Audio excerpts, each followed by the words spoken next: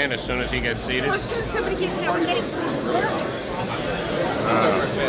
we? I don't know. I thought we'd get some dessert. While we're having dessert, we'd start to make we're not getting any. Yeah. Maybe we're not getting any dessert. I can tell Jack is there. He's up and down like a puppet. I know. He's down there with Senator Specter right now.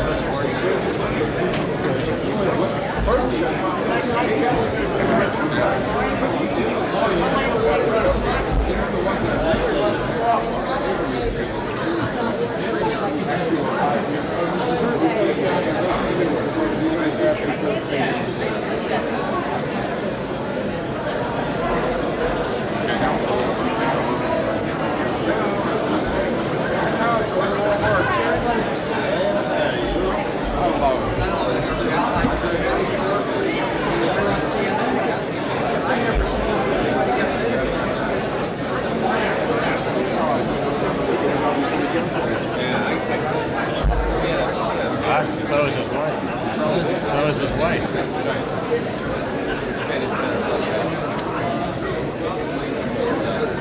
I love this. They are really picking up two competing movements.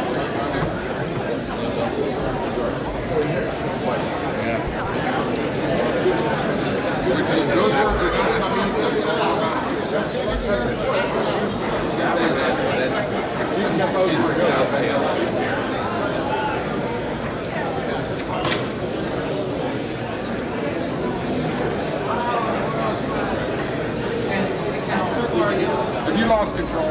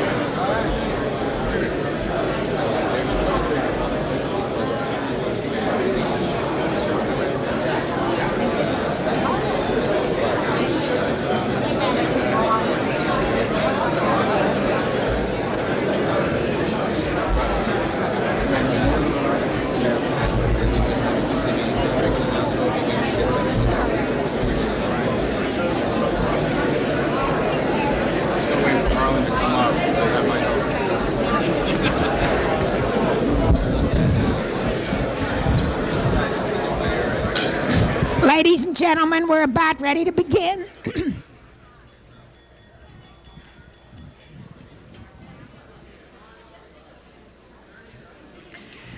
We're ready to begin, if you please. It's my pleasure to begin the program portion of our luncheon. Lynn Yeakel, Senator Specter have been asked to speak for 10 to 15 minutes on their platform for addressing the financial and economic needs of our cities. These presentations are not a debate. They are intended to provide us with knowledge of each candidate and their position on urban issues. We will begin with a statement by Lynn Yeakel. Lynn has dedicated over 20 years of her life to addressing social issues. As president of Woman's Way, she has raised funds from individuals and businesses for abuse shelters, job training, health care, and housing. In addition to her work at Woman's Way, she serves on the executive committee of the Greater Philadelphia Urban Affairs Coalition, the Private Industry Council, the 21st Century League, and the National Committee for Responsive Philanthropy. Her accomplishments have been recognized with the Medical College of Pennsylvania Gimbel Award, the Pennsylvania Citizen Action Award, and the Distinguished Daughters of Pennsylvania Award.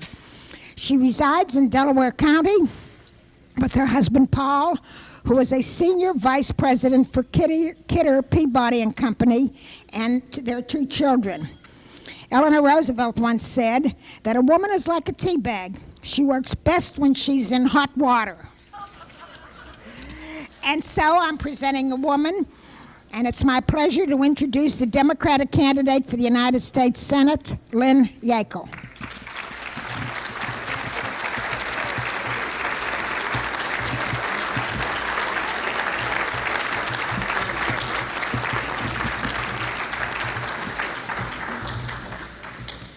Thank you, Mayor Masloff. I have to think about a response to that, that quote, since I put myself there.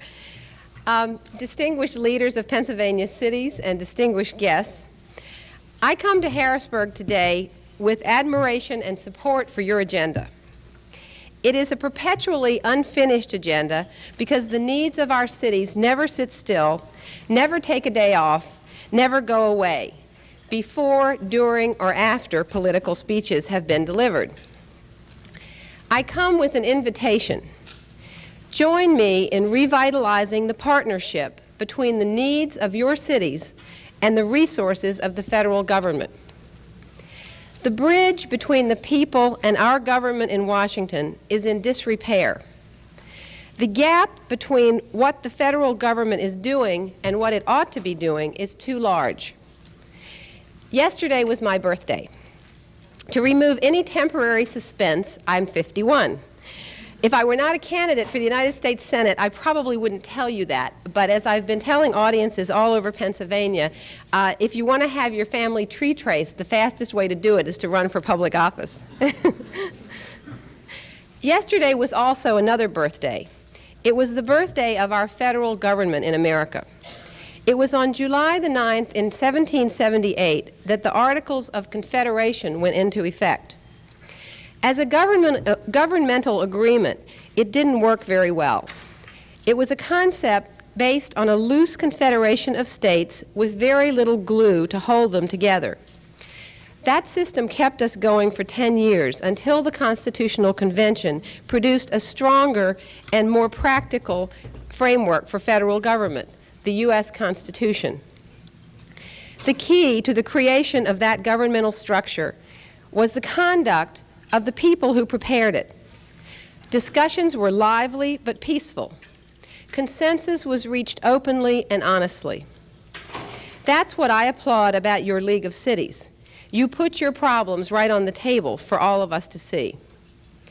My dictionary says a city is, quote, a place of many skills, interests, and backgrounds, a combination of geography, humanity, and industry. That same dictionary says a league can be defined as an agreement to achieve common purpose for the common good. I sense that common interest for the common good as I travel around this Commonwealth. From Easton to Erie, from Scranton to State College, from Pittsburgh to Philadelphia. We all share the same interests, and I share many of your priorities as outlined in May 1992. Specifically, I support the elimination of the federal budget firewalls. We must be able to use the savings from military cuts for funding of vital domestic programs. We have to dismantle the walls in the current budget agreement so that this can be done soon. With those savings, I would work to restore the $16.1 billion in federal funds statewide for education, economic development, and aid to our cities, which has been cut since 1980. I share your concerns about the increase in violent crimes. I support the reasonable efforts of the law enforcement community to limit access to assault weapons which are used by criminals and drug dealers to harm our children, youth, and adults in the schools and in our streets. And I support a 5-day waiting period before the purchase of a handgun in order for a background check to be performed. We must direct funds for the war on drugs to revitalizing businesses and communities, not just to short-term law enforcement efforts or warehousing drug users and small dealers in prisons. We must expand drug treatment programs to accommodate all who wish to recover from their addiction. We must improve drug abuse prevention and education programs, and we must get at the root causes of drug dealing in our low-income urban areas. We need to restore federal funds for community development and for other housing rehabilitation and subsidy programs, which have been slashed over the last 12 years. Pennsylvania has lost $150 million in funding for 4 key housing and urban development programs. Approximately 60,000 people in Pennsylvania were homeless in 1987, and 20% of those people were children. That is not an acceptable figure. As a member of the United States Senate, I will work to restore federal revenue sharing. In 1980, Washington provided 20% of all governmental funds spent to finance federal, state, and local government in Pennsylvania. By 1990, that figure was cut to 17.2%. Most severely cut were programs in infrastructure, job training, housing, education, human services, and the environment. To make up for this lack of revenue over the decade, the state government spending increased by a cumulative $9 billion, and local government spending increased by $13 billion. By 1990, residents of Pennsylvania were paying 23% more in state taxes and 32% more in local taxes than they were in 1980. Those are just some of the factors in the overall decline in the quality of life for most Pennsylvanians over the past 12 years, and some of the areas where we can work together to reverse that decline. Next Monday is a busy day in my life. The Democratic National Convention opens in New York. I've been invited to speak to the convention on opening night. What I say from the National Convention platform will be the same thing I tell you here today. The message for the final 3,000 days of this century is this. We must, by our attitudes and by our actions, define the proper role of federal government. That means finding the sensible balance between national security and family security. That means finding the sensible balance between protecting our nation from foreign attack and protecting our people from crime, drugs, disease, and despair. That means finding the sensible balance between insisting on a military force that's in first place and an educational system that's in 10th place. That means finding the sensible balance between keeping the money in Washington, where the politicians live, or getting it out to our cities, where the people live.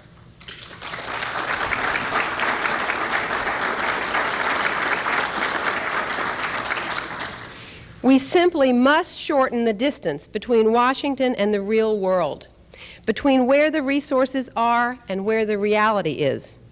Some things aren't right, but they're real. It isn't right that you can drive through our cities and see abandoned houses on one block and homeless people on the next. That's not right, but it's real. It isn't right that so many Pennsylvanians can't afford decent health care and don't know what to do to change that circumstance. That's not right, but it's real. It isn't right that too many people at the federal level have forgotten that the fundamental human resource is the human mind, and that it needs to be educated, inspired, and encouraged. Neglecting that responsibility isn't right, but it's real. It isn't right that Washington turns its back on the problems of crime and housing and health and jobs in our cities. That's not right either, but it's real. I repeat, we must, by our attitude and by our actions, define the proper role of federal government. That's why, when I get to Washington, I will invite each of you to share with me your wish list for your city. Those things that must happen to make your town the place you want it to be. Then, together, we will work on solving the items on your list, one by one, not with promises, but with mutual performance. That's why all of us, whether we work in Pennsylvania or we work in Washington, must get a fresh start on the most important agenda item of our time, bringing people together. Together, without suspicion, we can build the kind of cities and the kind of harmony we all seek. Together, with respect for each other, we can learn to live as neighbors are supposed to live. Together, with mutual understanding, we can make the relationship between Washington and our cities an example of allies instead of adversaries. Nobody is going to do this alone. No one person can whistle a symphony. It takes an orchestra to play it. I entered this race for the United States Senate because I think we've gotten into some bad habits in Washington.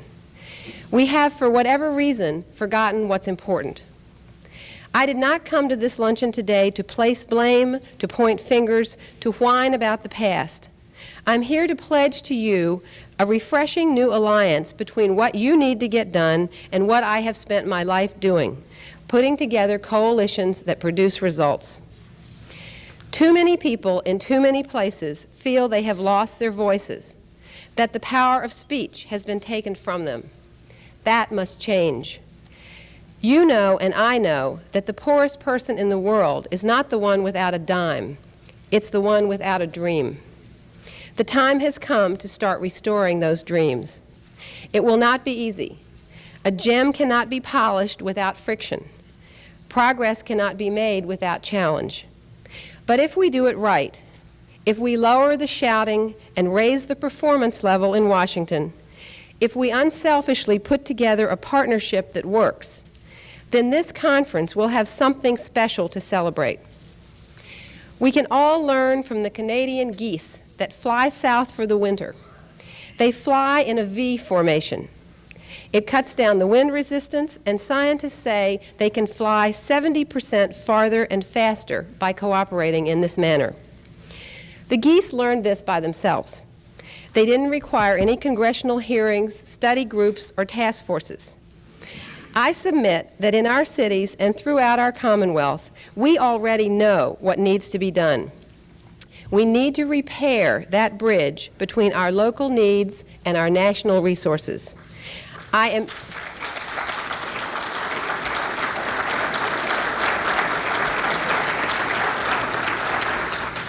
eager to join you in that effort. Thank you very much.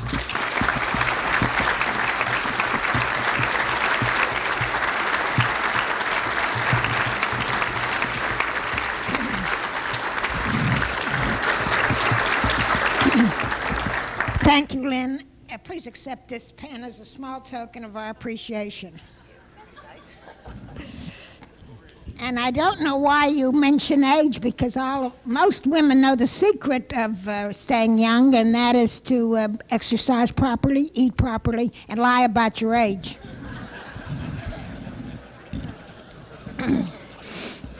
Our next honored guest and speaker, Senator Arlen Specter, was first elected to the United States Senate in 1980 and re-elected in 1986. During his tenure, he has established himself as a leader on issues such as crime, drugs, terrorism, and civil rights.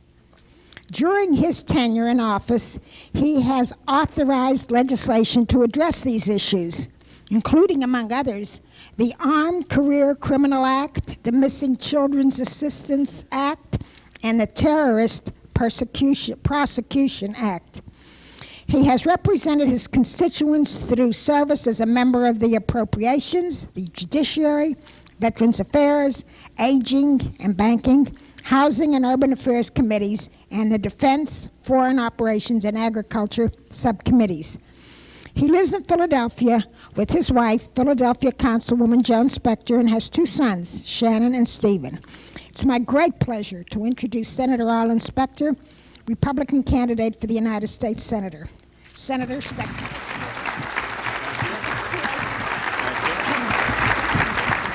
Thank you. Thank you very much, Mayor Maslow, for those very generous words of introduction. And good afternoon, ladies and gentlemen. This is the point where I customarily take off my watch to give my audience a false sense of security. But today I take it off with the commitment to stay within the time limits. I'm delighted to have an opportunity to join you today. I wish I could have shaken every hand of the powers and movers in this hall, but Mayor Ken Smith brought me to the head table, so here I am. I welcome this repeat opportunity to discuss the problems of the cities and what I'm doing as one of your United States Senators to try to help with your problems. I believe I understand the problems of the cities because I've lived in a Pennsylvania city for all of my adult life. I served 2 terms as a city office holder and understand the tremendous problems of serving constituents contrasted with the limited resources available. My wife, Councilwoman Joan Specter, serves on City Council, has for the past 12 years, and is a constant reminder to me about the problems of the cities, that it is virtually impossible to tax anymore, that there are many mandates which come from the federal government which ought not to come in the absence of funding. The difficulties of toxic waste disposal, which led me to cast a very important vote recently to relieve the cities of any liability for environmental cleanup, something which will be enormously helpful for your financial circumstances.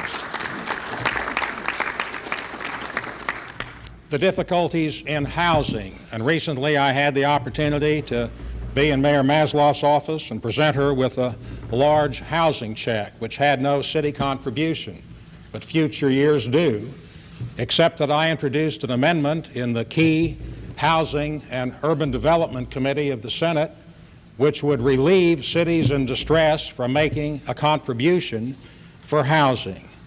I have supported similarly the legislation to relieve local governments from the obligation to pay part of the funds on highway development. So important for Mayor Ken Smith on I-33 in the Lehigh Valley with Mayor Joe Dodano, whom I sat with recently on the gang problem, and so important all across our state.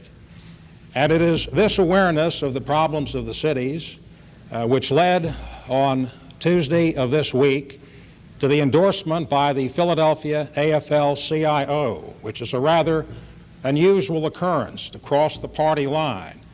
But the City of Philadelphia AFL-CIO made that endorsement because of the high regard and the special products and delivery which I have made for that city in Pennsylvania. Shortly after the Los Angeles riots, I picked up the telephone and talked to Mayor Ed Rendell. Have a good relationship there.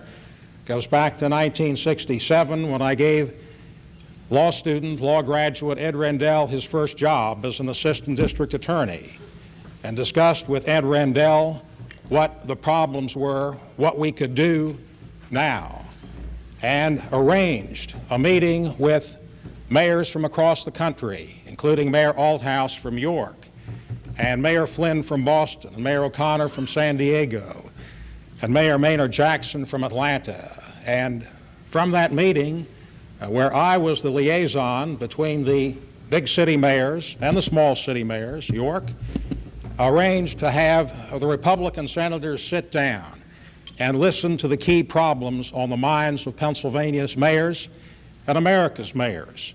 And Mayor Flynn said the key issue was the problem of the summers, cops, and kids.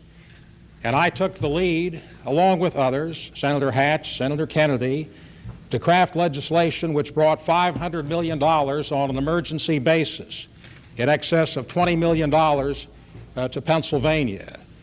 And Mayor Rendell said to me, Arlen, we've got Dick Gephardt, the majority leader of the House.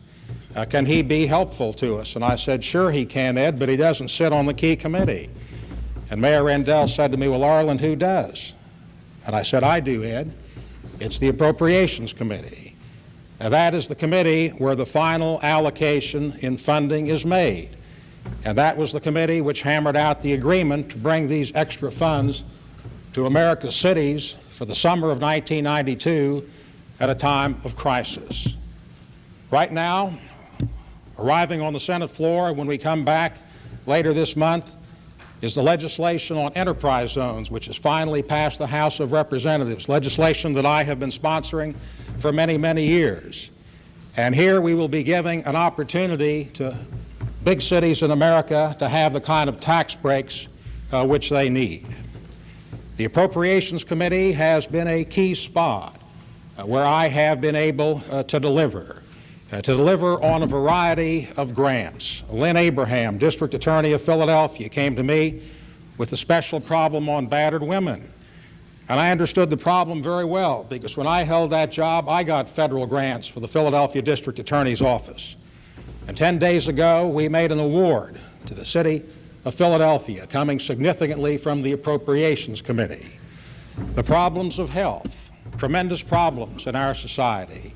And I was appalled several years ago to find that the city of Pittsburgh had the highest infant mortality rate of African American babies. And I set out to do something about it. And in combination with Dr. Lewis Sullivan, the Secretary of Health and Human Services, a new program has been put into effect called Healthy Start. It is an effort to give an opportunity to the 1-pound babies, a tragic event. If you've ever seen a child weighing 1 pound at birth, about as big as my hand, a human tragedy to come into the world with that kind of a disadvantage, and a financial fiasco, costing in some cases up to $100,000 until the time released from the hospital. There are 8 target cities across Pennsylvania for Healthy Start. 2 of them, 8 cities across the United States for Healthy Start. 2 of them in Pennsylvania. And it's not just an accident that that happens because of the ranking position on the Committee of Health and Human Services. And I could go around the room and identify what we have done in Wilkes-Barre with Mayor Lee Namey recently when we were on the mall, and I spoke about the efforts for an Economic Development Administration grant to renovate Pomeroy's so that the mall in Wilkes-Barre can come back to life, more so beyond the many urban development action grants which Wilkes-Barre has gotten since 1972 when Hurricane Agnes devastated the city.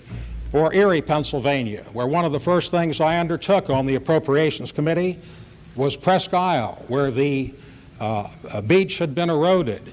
And it took a special appropriation of some $27 million, 2/3 from the federal government in a leadership position, to maintain that very important resort and economic base for Erie and for northwestern Pennsylvania. Or for Jimmy Connors, mayor of Scranton. I spend more time in Jim Connors' office, I think, sometimes than I do in my own office, on the mall or Montage, or the flood control project, so many items which are so important for Scranton, Pennsylvania.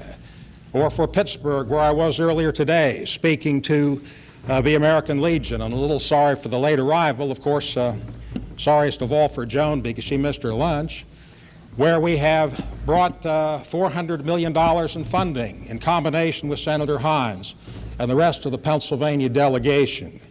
So when you talk about the issues and the philosophy and the way of approaching the problems of the cities, what I say to you, ladies and gentlemen, is that I've been in each one of your cities, and I have sat in virtually each one of your city council rooms, and I have been in every one of Pennsylvania's 67 counties many, many, many times, and will do every one of the 67 counties again in this year. And in your cities, to understand the kinds of problems you have and the kinds of work and association and assistance which you need from the federal government. And I have voted to break the firewall so that there should not be a division between defense and social programs. And when the issue came before the United States Senate this year, I voted to take $7 billion additional out of defense, half being allocated to social programs and half being allocated to the deficit, because we should not forget the problems of the deficit. And the issue which we have in the United States of America, ladies and gentlemen, is an issue of fairness. It is a great opportunity to serve on the Appropriations Committee and have a hand in the distribution of $1.5 trillion. Do you know how much money that is? Well, nobody else does either. But they say that if you took a great room like this, there would be insufficient space to stuff $10,000 bills. You wouldn't have enough room for $1.5 trillion. But notwithstanding the great power of the federal government, there is much which needs to be done. And moving aside from some of the specifics which I've discussed with you up till now on the hardcore city problems, and I supported revenue sharing, and I've maintained the fight to keep the community development block grants up, and I've led the fight to keep subsidies for mass transit and for Amtrak and for the Economic Development Administration and the Small Business Administration on all of those items. But there is a need at this moment for the federal government to do more on an economic recovery. Last fall, I took a look around and found that with the budget crunch in Washington and the budget agreement, which I never liked, was agreed to by both parties, signed by the President. And I might say to you, ladies and gentlemen, although you know this without my saying it, that I have not hesitated to part with the President or the Republican Party when I felt that the interests of the cities or the interests of Pennsylvania or my conscience required it. My record in the United States Senate has been one of independence, and I have maintained that steadfastly. And I have taken a program because of the budget agreement, which puts us in a financial straitjacket, and found that we have $800 billion in IRAs, individual retirement accounts. And this is separate from the $3 trillion which is present for retirement generally. And it seemed to me that it would be a good idea to allow middle-income Americans to take up to $10,000 without penalty and without tax to be repaid over the next 4 years, $2,500 increments, and use that for big-ticket items like cars, homes, tuition, medical expenses. It is estimated that there would be an injection of some $120 billion into the federal economy, national economy, and I suggest to you that would be a real jumpstart on an economic recovery. Senator Domenici and I have proposed another bill. When the President sent over his 7-point package, it was rejected out of hand by the Congress. When the Congress sent back their program, it was similarly rejected out of hand. Politics runs both ways in Washington, and there's a gridlock and it ought not to be present. Pete Domenici from New Mexico and I have proposed taking the 4 common points from what the President sent over and what the Congress sent back. And I think there is momentum now to get that done. An income tax credit for first-time home buyers, the investment tax allowance, changes in retirement fund investments, and also acceptance of passive losses. I've introduced major legislation on health control, affordable health care not only for the 37 million Americans who are now not covered, but to lower costs across the board with emphasis on prevention. I have legislation pending for education reform, environmental protection, and crime control, and a trade policy. And in many ways, I have taken the lead in trying to make the federal government take over more of the responsibilities which had been on the cities. The strike force in the Eastern District of Pennsylvania has become a national model, where the prosecutions and investigations are paid for by the federal government, not the city of Philadelphia. More DEA agents, Drug Enforcement Agency agents across Pennsylvania, more alcohol, tobacco, and firearms agents as a result of these initiatives. And these are, I don't mind being erupted for applause if that was the start of that. And I also don't mind not being interrupted for applause.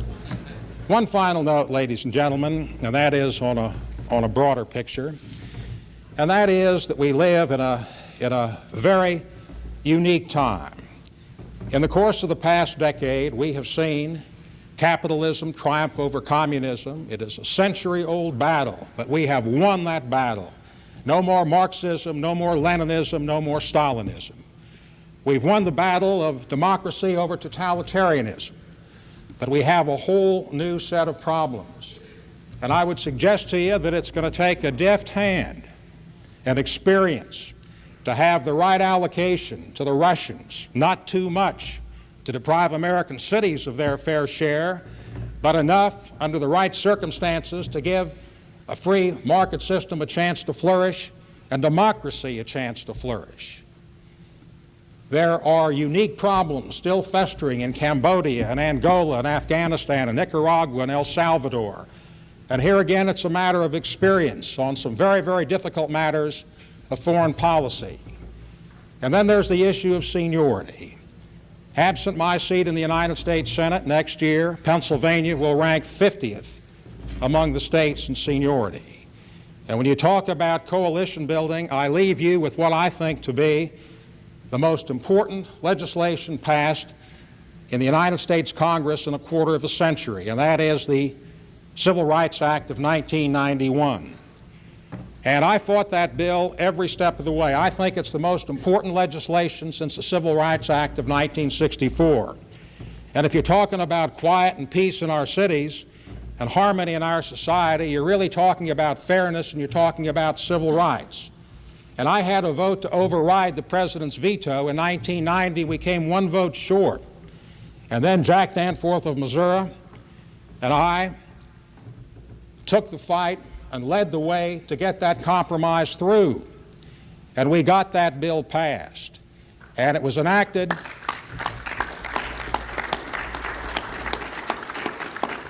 It was enacted in the face of great opposition. And this is what I frequently do. In the United States Senate, I'm putting my watch on, so I'm about to finish. In the United States Senate, you can ordinarily find 40 people on one side and 40 people on the other who take knee-jerk reactions to whatever issue comes up. And there are about 20 of us in the center who have the ultimate responsibility for trying to work out the problems in a pragmatic and practical way. And I ask for your support. I think I understand your problems. I think I know this state like the back of my hand. I certainly live in one of the roughest, toughest cities in America, and I certainly have one of the toughest lobbyists at my side all the time. And I look forward to working with you to solve the problems that we have not only in the cities, but in the rural areas and across the face of this earth. Thank you.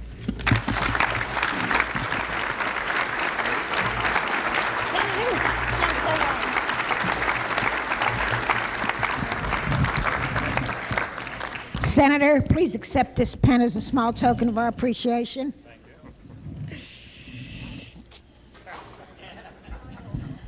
you. Will you please join me in a round of applause to thank our senatorial candidates for taking time from their busy schedule to be with us today.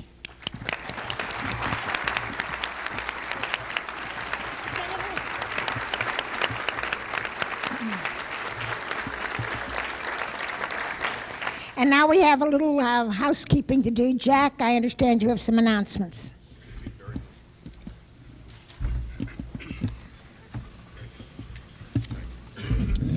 Buses will begin boarding for tonight's